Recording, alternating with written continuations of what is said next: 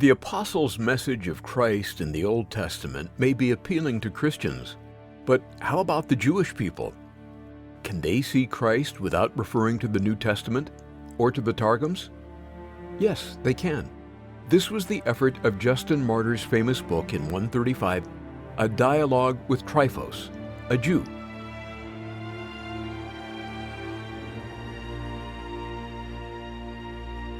By the 2nd century, the Jewish rabbis had suppressed the meaning of the word found in the Targums. The Babylonian Talmud records that the rabbis explained Psalms 33:6 by the word of "he will be," the heavens were made, as speaking is equal to acting. So Justin Martyr challenged the Jewish people of his day with these questions. Why was the messenger who appeared to Jacob called God?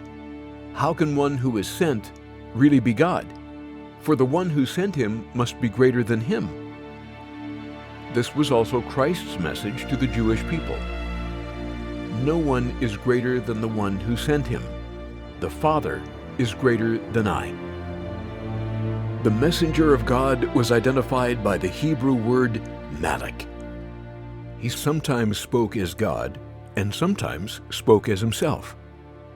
The very first appearance of the messenger was to Hagar in Genesis 16:7-13, where the angel was first called God.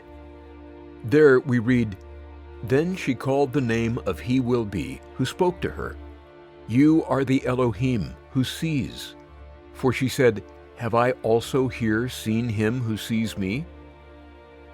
In Genesis 21:17, the messenger spoke to Hagar as himself, saying, "God has heard the voice of the lad."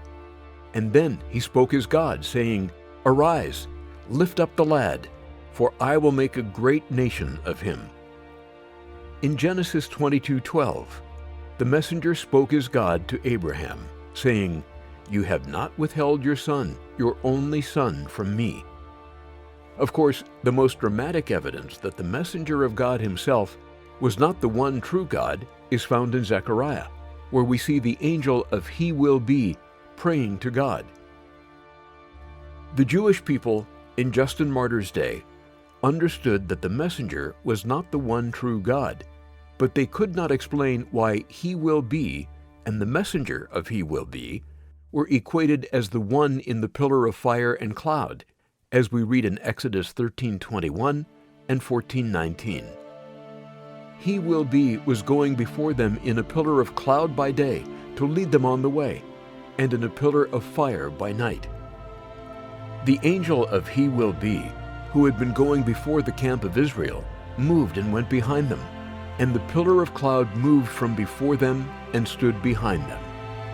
The Jews could also not explain why the one who met with Balaam was alternatively described as the angel of He Will Be, Elohim, and He Will Be.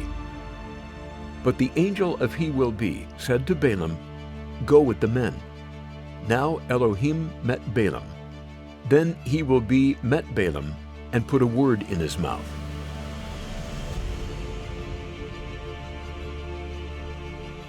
Today, the greatest challenge for the Jewish people is the truth that the messenger was their God.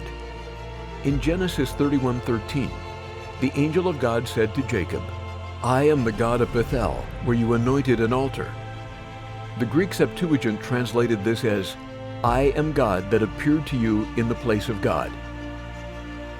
In Genesis 35:1, God told Jacob to make an altar to the El who appeared to you at Bethel. Here, God used the singular form El to identify the messenger as Jacob's God. Therefore, before Jacob died, he blessed Joseph's sons, saying, "The God who has fed me all my life long to this day, the angel who has redeemed me from all evil, bless these boys." But most significantly, God called the messenger the God of Jacob in his meeting with Moses in Exodus chapter 3, where God named the messenger, "He Will Be your Elohim."